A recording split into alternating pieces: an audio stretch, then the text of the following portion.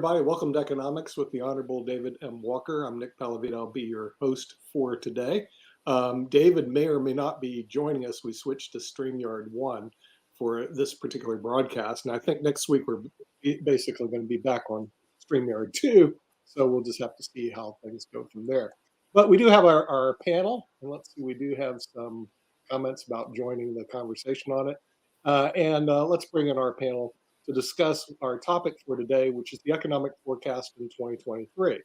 Now, with that, we hope to have Dennis Stearns, who's the chair of the Stearns Financial Group, who's done our economic forecast for the last 2 years on a special program to get the economic forecast for 2024.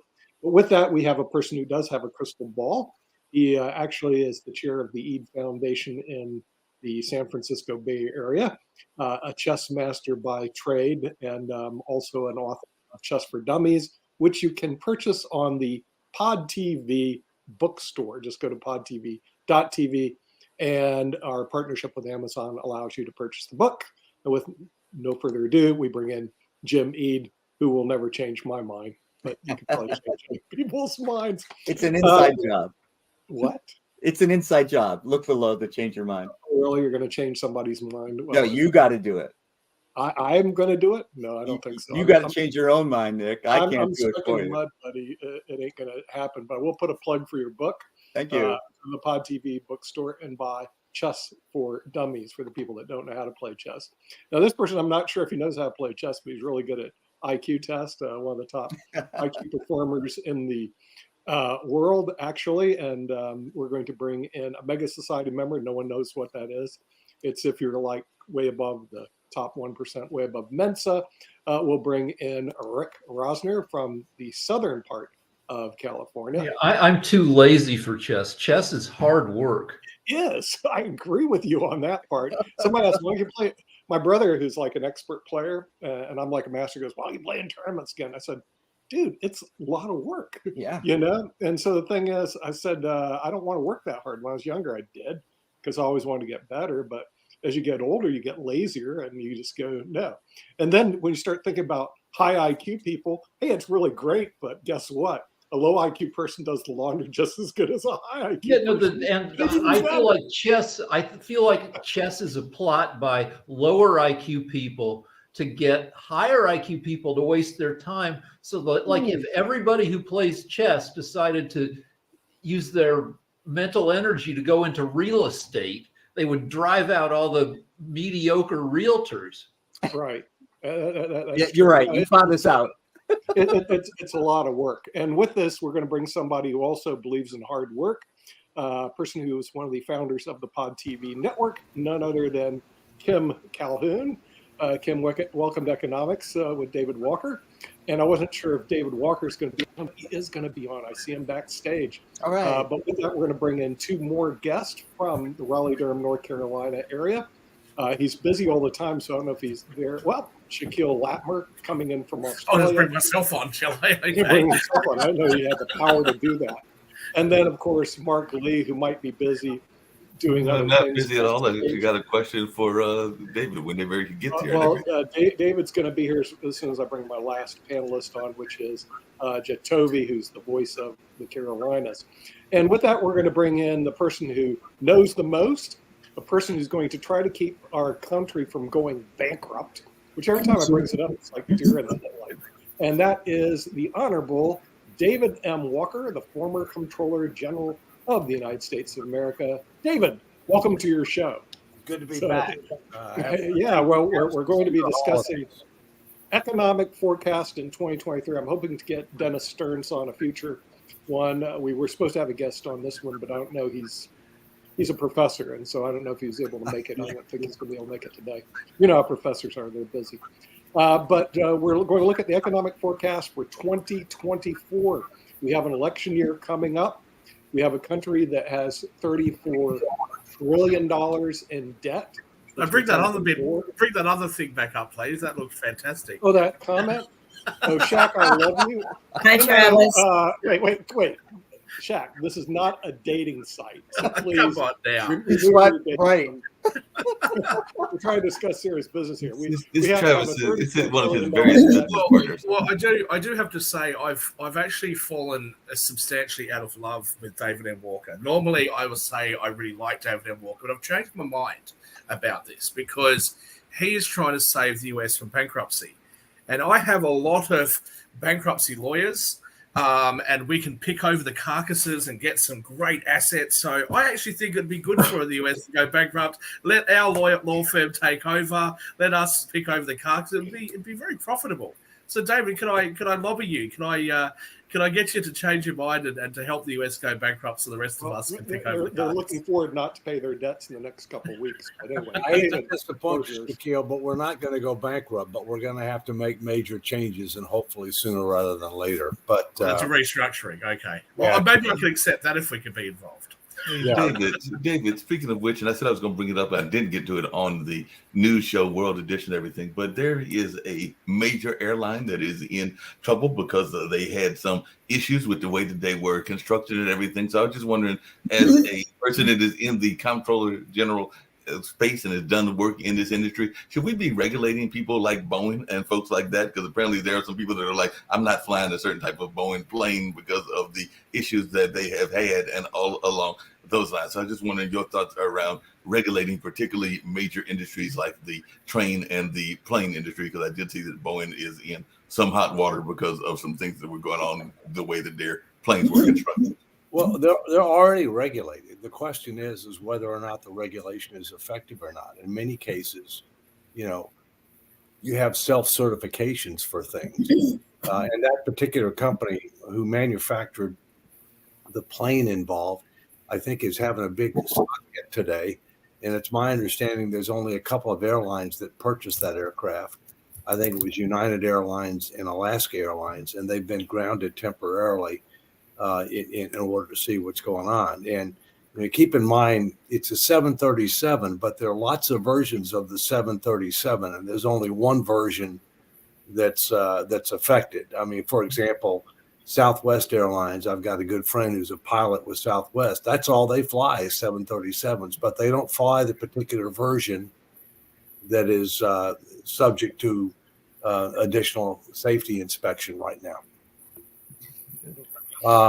Look, let's talk a little bit about some issues. And, we had over 5% GDP growth in the third quarter of 2023.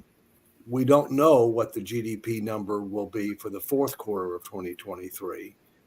But let's face it, I mean, a little over 5% GDP growth in real terms is impressive. There's no question about it. However, you also have to look at what was fueling that. And to a great extent, that was fueled by several things. One, it was fueled by pent-up demand for consumption post-COVID, where people wanted to start taking vacations and doing things that they hadn't done for a while. Secondly, it was fueled by a significant increase in household debt. A lot of these things that people did, they put it on the credit card.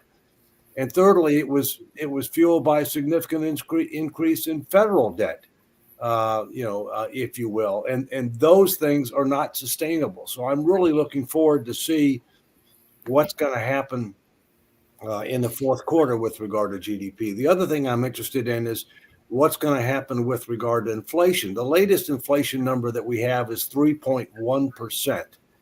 Most economists believe that it's going to tick up a little bit in December. We'll see. The numbers are supposed to be released on January 12th, as I recall. The Fed's primary responsibility is to maintain stable prices. 3.1% is way down from the 9.1% in June 2022, but it's over 50% higher than the 2% target rate. And so I think you're not going to see an increase in the Fed discount rate in the short term, but I think people got a little over enthusiastic thinking that you're going to see a decrease in the Fed discount rate in the near term. I don't think it's imminent. It may or may not happen in 2024, depending upon what happens with the economy, what happens with inflation more than anything else.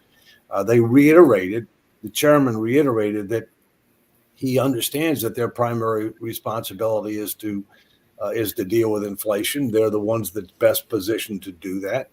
There is a check and balance now in Congress. Excessive spending has been checked somewhat because the Republicans took control of the House. That's a short-term measure. It looks like we may end up getting an appropriations agreement and avoid a government shutdown.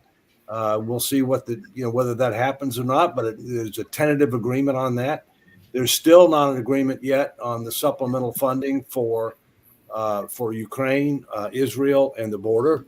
The Republicans are understandingly drawing a red line, which we'll see if they stick with it or not, saying that you got to deal with the border in a meaningful way for national security, for public health, for domestic tranquility, and other purposes. You've got to deal with it. So we'll see what happens there. One thing, and then we'll open it up. I've got a new op-ed that I'm going to post.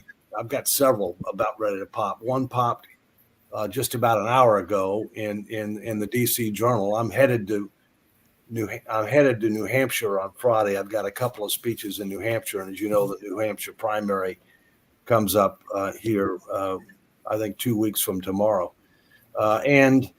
There's when I was down in Charleston, South Carolina for Renaissance weekend, I had a lot of Democrats come up to me, and I'm a political independent. I'm an equal opportunity complimenter and critiquer.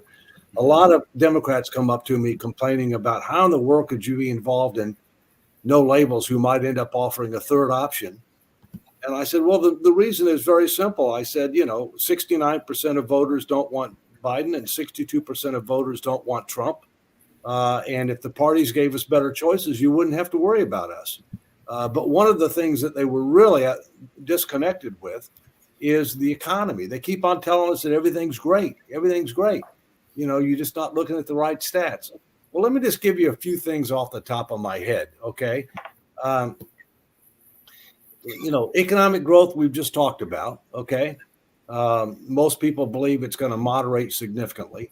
Inflation, yes, inflation is down from the peak of 9.1%, but it's still going up. And when you look at what's happened to inflation between January 2021, which is when Biden was sworn in, inflation's gone up about 20% in that period of time. And if you look at certain segments of the economy, such as food and energy, they've gone up even more. For example, gas prices have gone up 36% during that same period of time. And so, yes, inflation is coming down, but the accumulated inflation that's taken place is significant and is really hurting, especially the middle class. Real wages, yes, real wages started going back up the last couple of quarters, but they're down 5% since January 21, 2021. When you look at, a variety of other factors, it's not just a matter of where it is now versus where it's been. It's a matter of where it is now versus where it was and what's likely to happen. I'll give you one more off the top of my head. The S&P 500. The S&P 500 is up somewhat over 20% since January 21, 2021. But net of inflation, it's only up 3%. Whereas under Trump, and as you know, I'm not a Trump fan, okay, the S&P was up over 50%. And total inflation during the 4 years that he was in office was 9%. And so you have to understand where you are, where you've been, where you're headed, and how you compare. And that's where the disconnect is.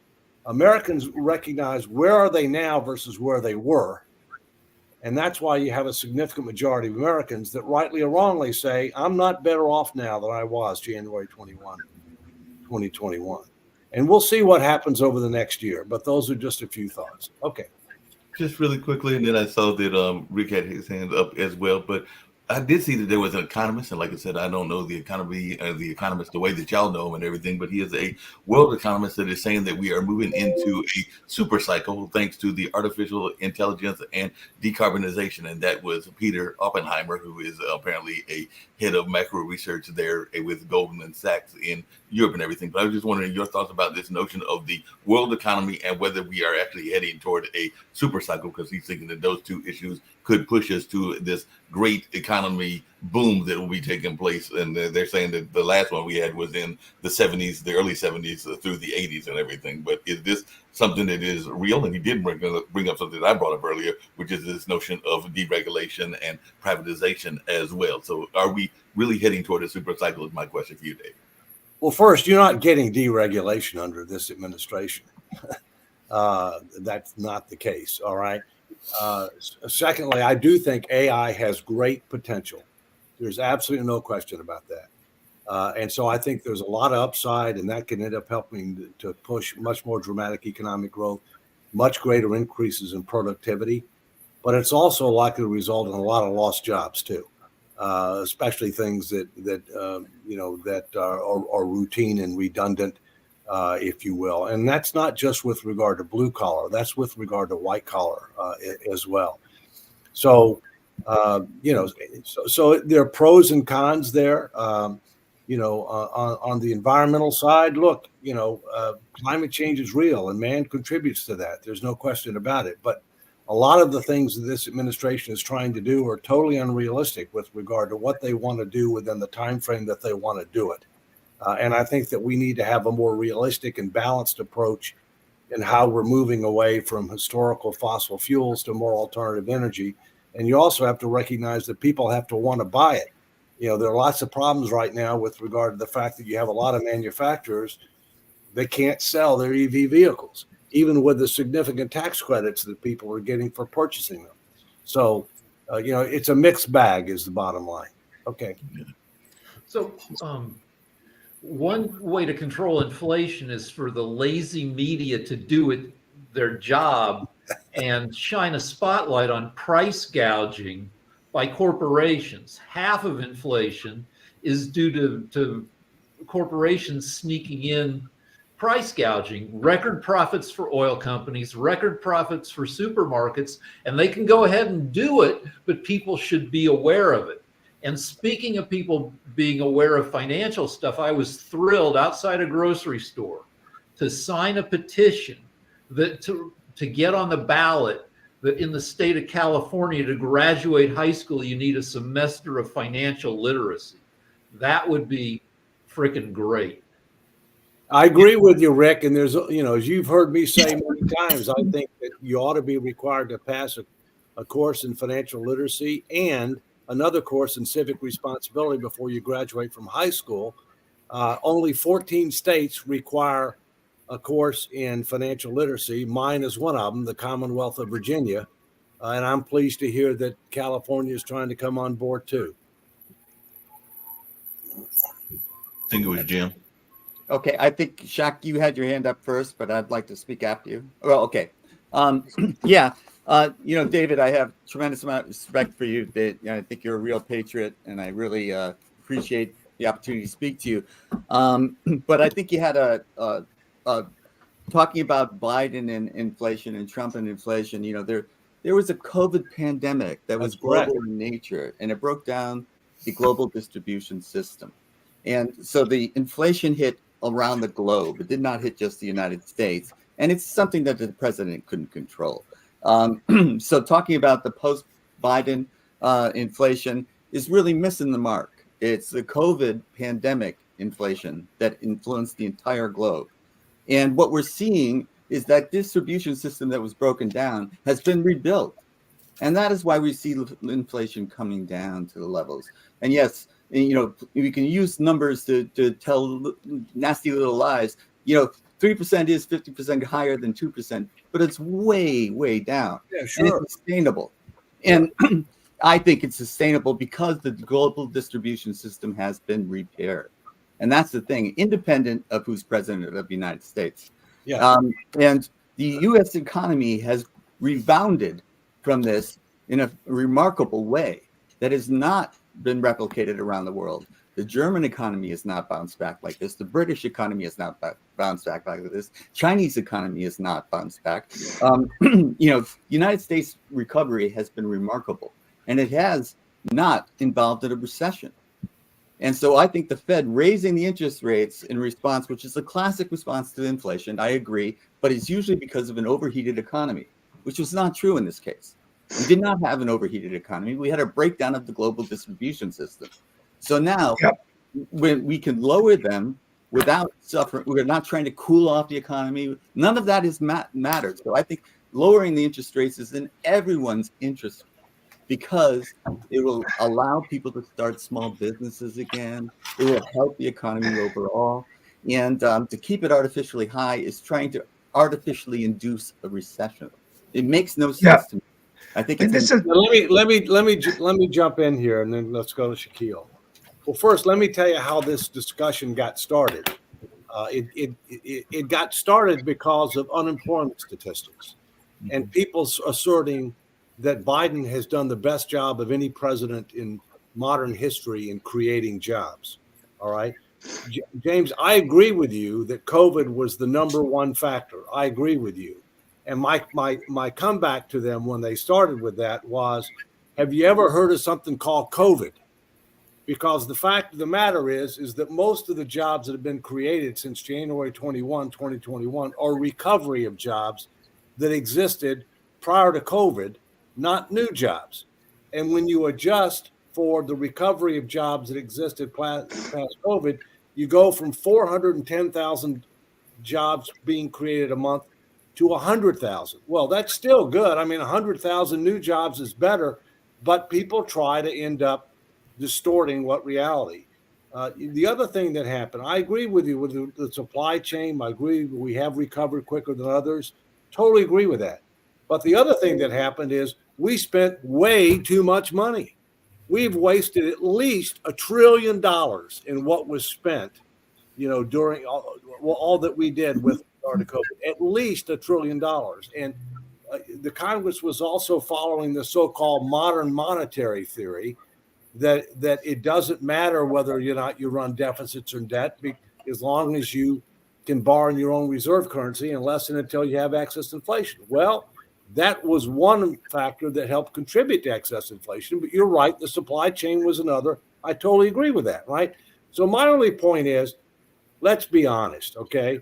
We have to look at where we are, where we've been, where we headed. And a good point that you mentioned, which I talk about all the time, is how do we compare with others? If you don't really know all of those things, you don't know how you're doing. However, let's footnote it with this and then go to Shaquille.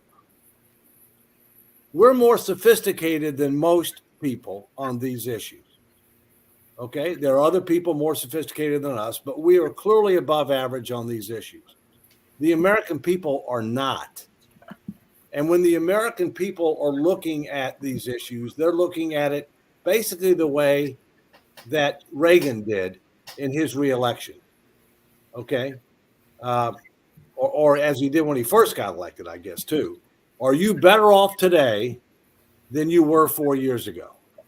And no matter what statistics we put out there, the American people will make a judgment on that based on their gut, no matter what the statistics are. And I think that's a reality, rightly or wrongly. I agree with that. Yeah. Okay. Shaquille. Well, I'll address a couple of things. I'll just start with this. I find it very fascinating that people talk about the economy doing really well. And one of the reasons that they give for why the economy is doing quite well is the stock market's doing well. But when Donald Trump was the president, everyone would say the stock market is not an indicator of the economy, or the economy is not the stock market. So I think there should be some level of consistency there. But let's just come back to inflation, because that's something that I think is a more fascinating issue. The majority of the world, the Western world, had a problem with not hitting inflation targets. They were trying to get to 2% and they couldn't do it. And this was a problem for at least a decade, maybe even 15 years that I'm aware of, where central banks kept saying this. All of a sudden, we've actually had really a correction that if you add up the deficit in the inflation rate over the last 10 or 15 years, prices are today what they should have been had the reserve banks and the central banks hit their targets. So I'm not too concerned that inflation is higher than what it should be right now, if inflation is in fact heading downwards, which it is. When it comes to the US economy, though, I'm actually concerned about, and this might sound counterintuitive, about how strong the US economy appears to be right now. When you're investing in a market, especially if you look at macroeconomic investments, you look at what's going to grow more relative to something else. So if I think that the US economy is going to grow by 20%, that's really fantastic. But if I think that the rest of the world is going to grow by 30%, I'm going to short the US market and invest in the rest of the world. This is the problem that I'm using extreme numbers there, but this is the problem that I think the US is going to face coming into the future, which is that the rest of the world has lagged the US, but that's not going to last forever. At some point, those other countries are going to start catching up and they're going to experience higher rates of growth. And of course, the problem that I think is going to happen is that the everyday American's not going to understand the reasons for this. And it's going to become a political issue. The Republicans did this or the Democrats did that, instead of that these are just natural cycles that happen within the economy. So I do think that that's going to be a significant issue coming up. A couple of other issues that were brought up there. I know, Dave, you're talking about us in relation to being more sophisticated, but I think from a country perspective, I think the United States tends to feel like they have a level of understanding of worldwide economics that I don't think many Americans actually do. No, and I think that causes American foreign policy to sometimes miss the mark. And I think that can actually take Americans by surprise. And so from an international perspective, a lot of people have said to me, why do you love Trump so much? I'm like, when did I say I love Trump? I don't love Trump. It's just I don't hate him. I just assess what I think his policies are going to do to the economy, just like I do with Biden. And then I give my opinion as to whether or not I think that's a positive or negative for the US. But because I'm not going to take a strong stance one way or another, and why would I? It's not my country, right? Because I won't take a stance one way or another, people have always put me in this like extreme right-wing kind of perspective. What I think there's a problem with that is that people forget to look at these other issues that are affecting the economy, that are affecting people. You know, the people that, like me, who identify as being libertarians. You know, there are some clown libertarians out there that would suggest that healthcare isn't a responsibility that anybody has, or that education isn't a responsibility that any of us have. Fine, if that's your opinion, no problems. But would you really like to live in a country where children from poor parents don't get an education, or people that are poor don't get healthcare? Those are not the sorts of countries we'd like to live in. So I think that there's a balance, and that balance has been missed because of the extreme polarization of the political sides in most Western countries today, not just the US. So my wife and I met with our accountant. We both lost our moms in the last couple of years, and we inherited some income streams. And we go through all this and add it all up. And the accountant says, well, that puts you in the 22% tax bracket. And I'm like, that's freaking ridiculous. That is crazy low. Where taxes are at a 60, 70-year low, which, you know, is good for us, but we shouldn't have to. That means we can't afford to pay for a lot of stuff, and we shouldn't have to rely on the Congress being full of a bunch of yahoos who can't get anything done to hold down spending. I mean, that's what's happening, that nothing gets passed. And so less gets spent, but that's eventually going to be a disastrous way to run the country. Well, Rick, Yeah, but modern monetary theory is even worse, is it not, Rick? Rick, Where the government just spends whatever the hell they want and has the Fed buy up the debt of the Treasury, and this just gets into a vicious cycle. Which Right, was but we need some discussed in non-yahoos to get on and figure out how these Either or. well, that's largely what happened during COVID. Largely what happened during COVID is the government spent a huge amount of money, over $6 trillion dealing with COVID. And most of that was financed by the Federal Reserve. So we basically were self-dealing in our own debt rather than paying market interest rates. that and several other things that we've talked about, supply chain disruption, et cetera, resulted in excess inflation. And so we are where we are, but we've got to recognize that in order to put our finances in order, we're going to have to adopt pro-growth policies, but you can't grow your way out. The math doesn't come close to working. Yes, we're going to have to reform social insurance programs to make them solvent, sustainable, secure. We're going to have to reprioritize and reduce projected discretionary spending, including defense. And we're going to have more revenues. You're going to have to do all of those things. All things have to be on the table, but all things aren't equal. And most Americans, by a significant majority, believe it's probably 2 to 3 to 1 spending constraint to revenues, but you got to have both. And the sooner we do it, the better off we're going to be. And one of my arguments is now we have this tentative agreement on appropriations and spending for fiscal 2024, which we're already into over 3 months, and we still haven't agreed on it yet. Okay. But we need to couple that with this fiscal stability, debt commission, sustainability. I don't give a damn what you call it. We need to couple that agreement with something like that so we can actually start treating the disease. We have fiscal cancer. All right. We need to aggressively treat it.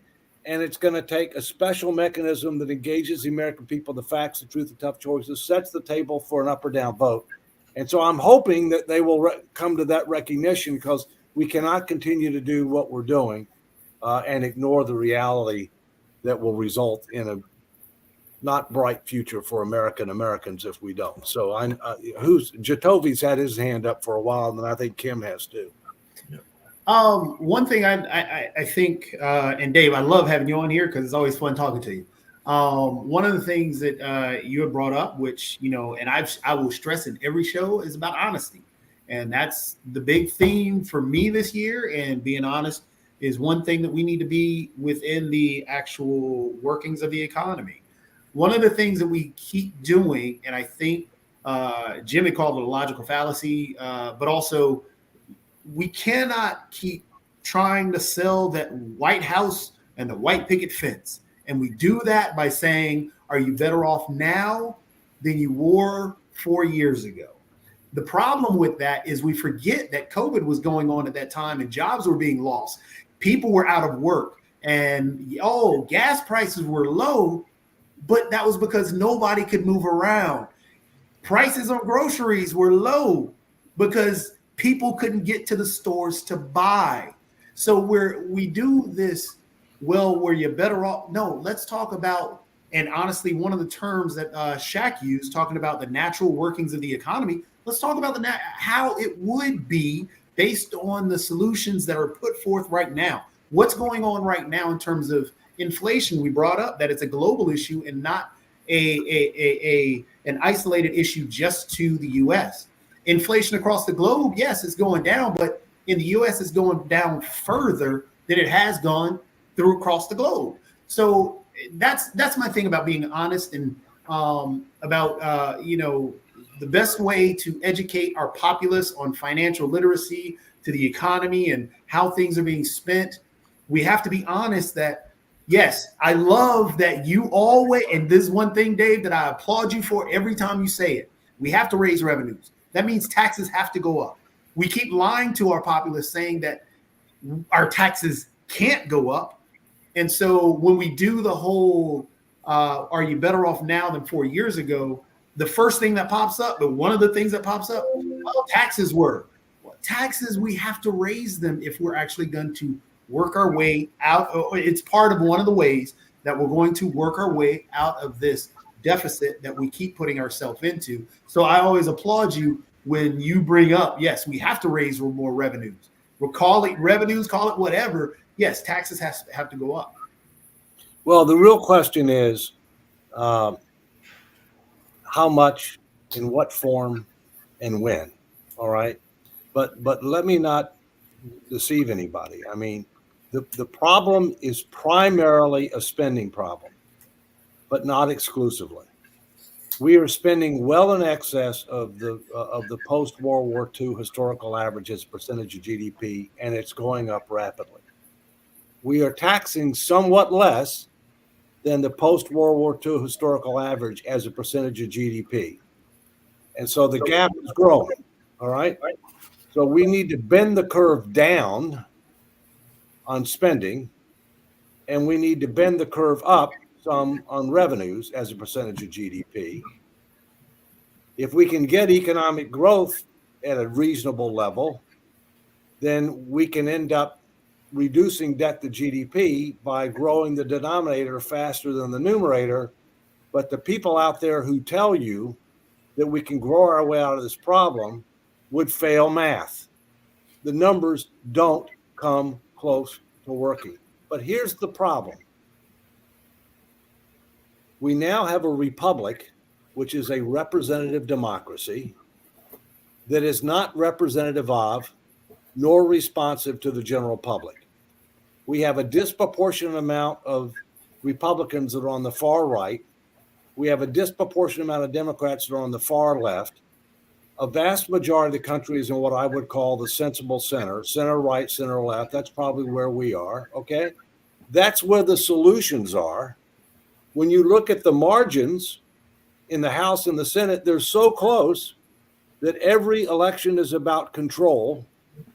You don't want to give the opposition a win, and so we end up getting frozen. If we were doing well, being frozen's not bad. But if we're not doing well and things are getting worse with the passage of time, I'm talking about financially, fiscally. I'm not talking about short-term numbers, structural. I'm talking about the structural. Then it's terrible. So we need to be honest. Here's the word that I use, Chovy. It's called integrity. Unfortunately, there's a big integrity deficit when you're talking about politics.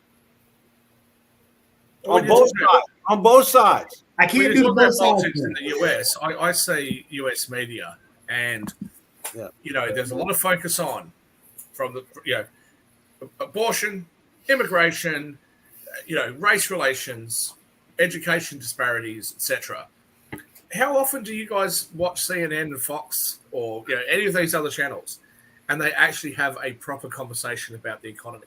I mean, what I think would be positive for the US economy and what Jim thinks is positive for the US economy may be completely different things. But why not have that conversation? Jim was gracious enough to invite me to his show where we talked about healthcare. And I was a little bit concerned because I didn't really think I knew very much about healthcare. But, Jim, I've had 4 government people from 4 different countries contact me to ask me for my opinion on their healthcare systems as a result of that show. They've looked me up on LinkedIn, and I said, look, I was just shooting from the hip, just giving my opinion. I'm not an expert in this field. But this is the thing. People aren't talking anymore. People aren't actually having conversations about what can we do to actually fix the issues. And I think the US is going to have that issue with nobody really being prepared to talk about the economic issues that face the United States and what can it do, which is going to be positive, what may not be so positive, and also some tough decisions. Sometimes you have to put up with a little bit of pain. Think about Japan, for example, that had to go through a very high inflationary and then deflationary period, but they now have one of the world's strongest economies. Think about for those people who, on my side of the political aisle, will say government needs to get out of the way. We shouldn't have central planning. We shouldn't have government, too involved. Otherwise, you'll end up with, socialist Venezuela and not have any toilet paper. That's a great argument, but why not focus on South Korea? South Korea had a government that said, look, we need to do something, and if we don't force local businesses to buy steel, then we can't have a steel industry, etc. So they actually controlled that for a period of time, and now South Korea, earnings per capita, etc., South Korea is doing really well. So that's something that worked for them to build them into a position of strength, and now there's a distinct lack of government control there. Now they let entrepreneurs do their thing. So I think that there's positive and negatives on both sides of the aisle, but people become so siloed into their political position that they're not prepared to acknowledge when their position isn't quite working and look for compromises, look for ways that things will actually work. And unfortunately, I think the US is the leader of the world in many things, and polarization, I think it leads the world by a massive, massive amount. Who's next, Nick? Thank you very much. Jacoby. Jacoby. Oh, just to push back. Didn't you? Yes, we're on an economic show, but there are other things that are, as you said, issues. It's plural. Economics is just one issue. The issue around women's rights is another issue. The issue around equity and inclusion, diversity, equity, and inclusion. That's another issue. There are a plentiful things that we need to work on, and that's the sad thing about this the 118th Congress, which hasn't passed really anything. It's been, it's pushed out the least amount of laws, the least amount of. I think they've only done 29 laws.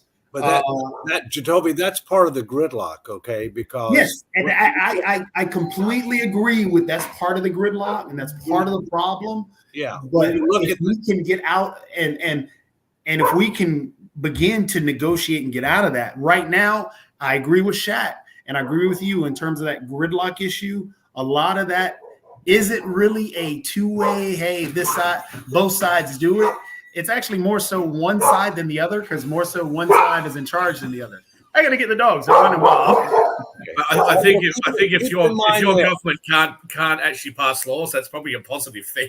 Yeah, that we can agree to disagree about that, You have Jack. to understand this. But You have to understand this. Let me finish. sure. Sometimes things will get passed in one house and the other house won't take it up. And let's take an example. The House of Representatives passed a border security and immigration bill as one of the first things they did in early 2023. But the Senate has refused to take it up. So it's fair to say that the 118th Congress, meaning both sides, House and Senate, have largely been ineffective. But that doesn't mean that things haven't happened. The problem is they don't want to work together to get things done. So let's see what happens as part of this appropriations process, because that's a must-pass bill. Right. It was And Jim I Trump. think I'm against this false equivalency because right now a moderate Democrat can get elected. A moderate Republican cannot. The push to the far right is one side only. It's not on both sides equally. When we have people like Marjorie Taylor Greene being appointed to important committees, something is wrong.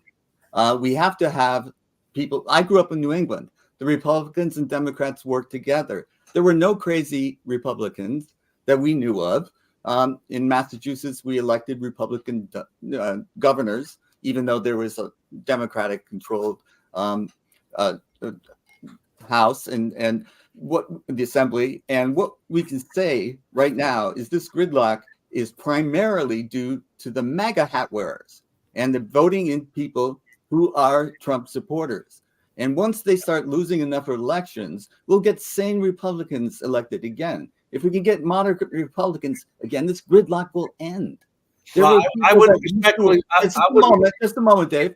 The people that used to work across the aisle, like Joe Biden, for example, were prominent. They were common. And we've lost that ability now, and we've lost it because of the MAGA hat wearers. Thank you. All right. First, let me say that I'm not a Trump fan, and by no means am I MAGA. All right. And you're right in your first statement that there aren't, that the MAGA element wing of the Republican Party is part of the problem. That's why I'm saying it's far right. But don't kid yourself. The far left is in charge of the Democratic Party right now. We can agree to disagree on that. Hold on. He's the moderate. Biden's the moderate. I'm an honorary. That's not moderate. The far left is not a moderate. No, Biden's not far left. Hold on. Let me finish. I'm an honorary Blue Dog Democrat, which is moderate Democrats. I'm an honorary Main Street Republican, which is moderate Republicans. Those two are much smaller than they've ever been. Okay? Much smaller than they've ever been. The numbers speak loudly.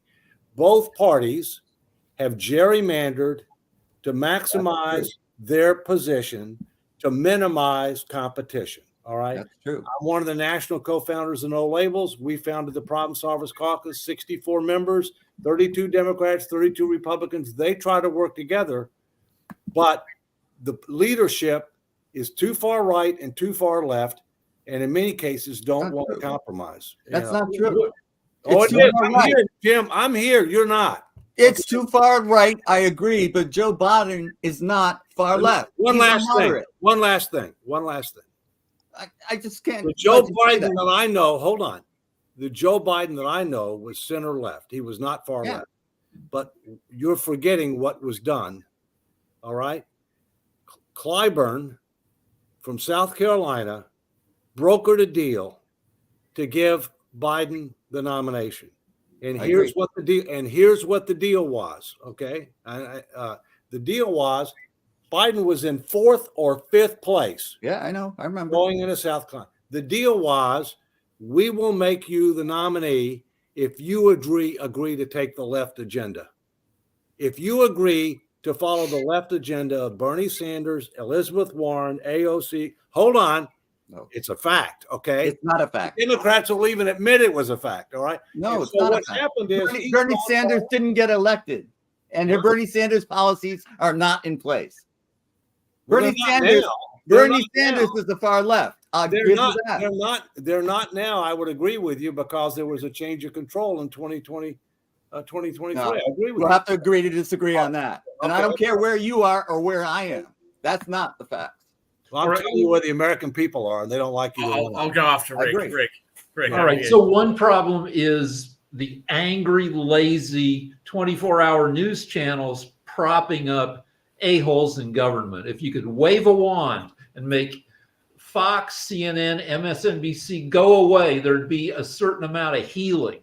And an associated problem is the major part of the job for many people in Congress is fundraising. 20 hours a week legislating or sitting in the House, and 20, 25, 30 hours a week going into a separate office building and cold calling people and begging for money. And a lot of the people who are okay with that aspect of the job are kind of a-holes who suck at a lot of at actually getting things done. Well, that's why you need campaign finance reform, but that's going to take a constitutional amendment. And we need it.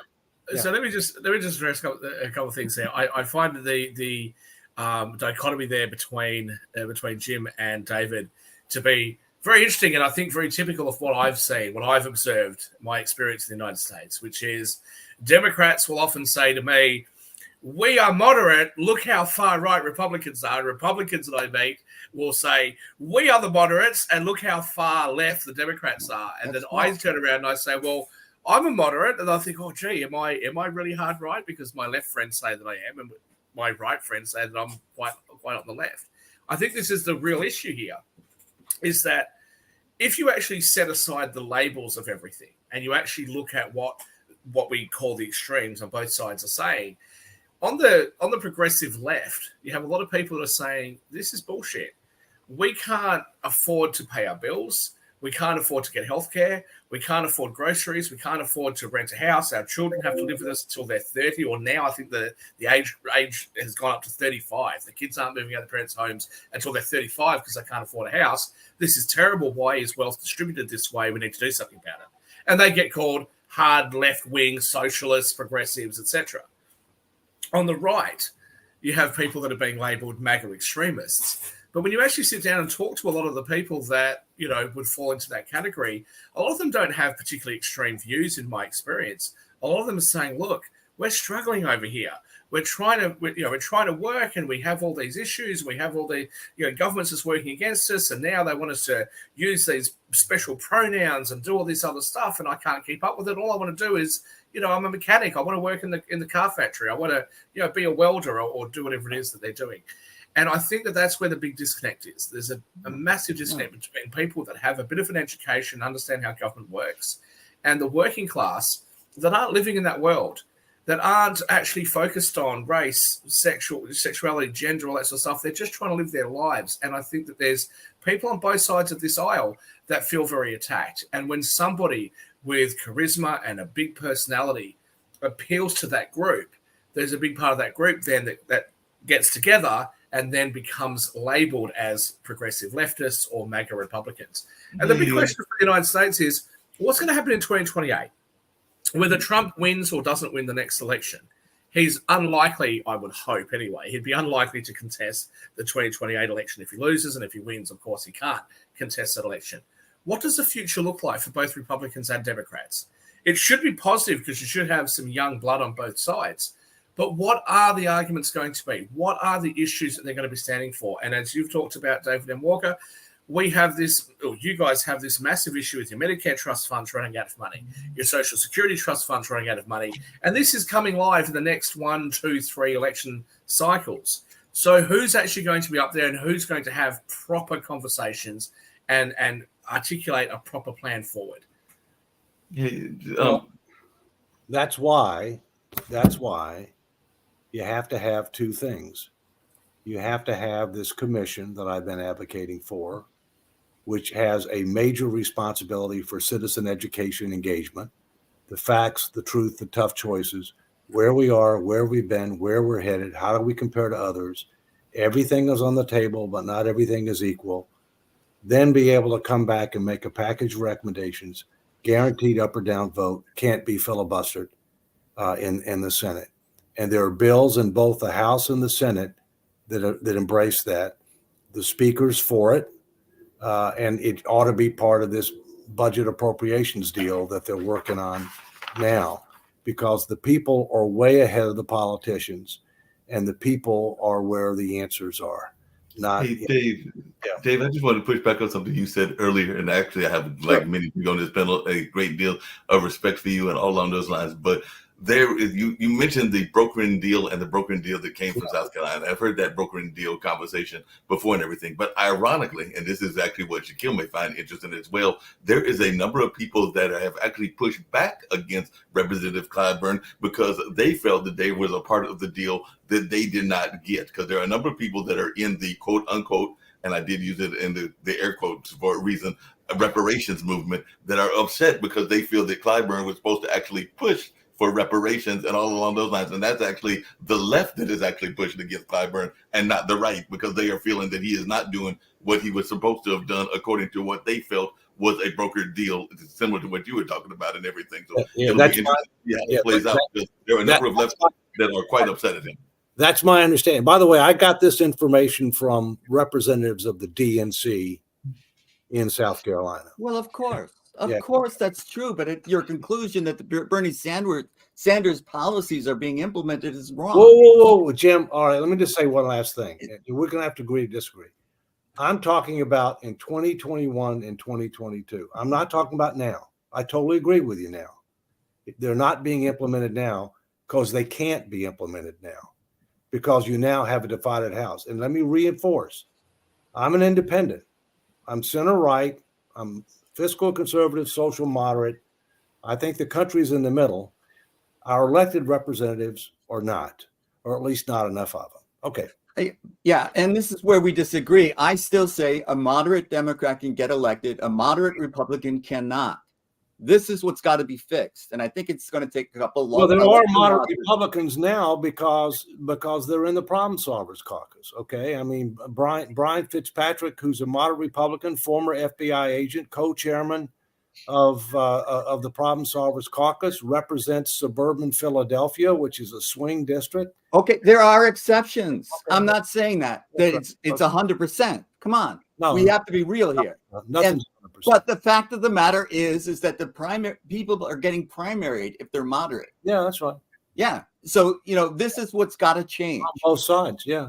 Well, yeah, You that's need both this- sides you of need- equivalency is what I'm objecting to. It's not the same on both sides. If you are a moderate Democrat, you don't get primaried by someone further to the left and lose. You do on the Republican side. When that changes, we'll have moderates on the right and left again that work across the aisle again. We This just has got we to don't change agree. on the Republican side. Put it of out, the House. Jim. We don't agree. Okay, we do not Jim, agree. AOC threatened to primary moderate Democrats. Many of the squad members have threatened to primary moderate Democrats. But they don't win. Yeah, but All we right, should let's reserve get on these the comments economics. for We're not supposed to be politics. talking about this. Yeah. Well, this is the economic show. We Yeah. can reserve this for Yeah. world politics, Yeah. which is on Tuesday and Thursday live at the Yeah. network. Coming up on the on economics, we're going to be bringing in Dennis Stearns, who is a multi-billion-dollar money manager, to go over the economic forecast. We also have on deck the president of the National Center for Financial Education, and he's going to be on our future shows probably this month. And then we also have a professor at University of Maryland, a professor of economics. So they're all going to be showing up on this network in the going future. In the meantime, we want to stick with the economy because politics is a big conversation, and we'll bring in Rick Rossner. Rick. All right. So we talk about how AI is going to kick our asses, but what nobody is honest about is that technology has already been kicking our asses. We have a ton of jobs. Unemployment is super low, but the jobs are sucky.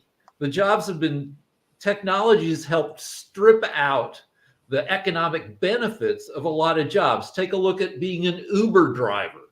That's a fake job. That's a job where if you factor in all the costs, you might not even be making minimum wage. And jobs like that have been made possible by disruptive technologies, and all the profits from this disruption go to the frickin' tech oligarchs. Mm-hmm. Yeah, basically a winner-take-all economy, which seems to be heading. I think Jatovia is up now. He's driving Uber right now to make a living. You live in the dream. So, tell us how we're going in Uber, Jatovia. Well, honestly, Jim, just to point out, Rick is correct on the AI and the way the AI is going to change a lot. And that's another thing we have to be honest about. They're already dealing with self-driving cars. Yeah, it has a problem right now. However, once that gets nailed down, bye-bye Uber driver. That's what the future looks like. There's a lot of stuff that's going to lean heavily on AI, computations, data. Data has been the big business that everybody has kind of ignored until now, because data within itself, honestly, everything that we use that's free is grabbing your data so they can sell your data and make any search or anything that you receive, be it YouTube, Facebook, email, doesn't matter what you're on. Once you jump on the computer, it knows what you're doing, and it's trying to basically send you information around that. And people are waking up to that fact and understanding that data, computers, AI, that's the future. That's big business. And that's where the economy needs to start angling towards, because, yeah, you can create a robot to do anything. Yeah, so Hey, we're Jatovia, just really quick, I know received we're a winding text down message and the other everything. day. I received a text message the other day. I have a. We're at the hour, I think. Yeah, that's what I'm going to say. We're at the hour. I just want to know if Jatovia's dog had an opinion, because apparently the dog was trying to give. That's why I'm in the car right now, because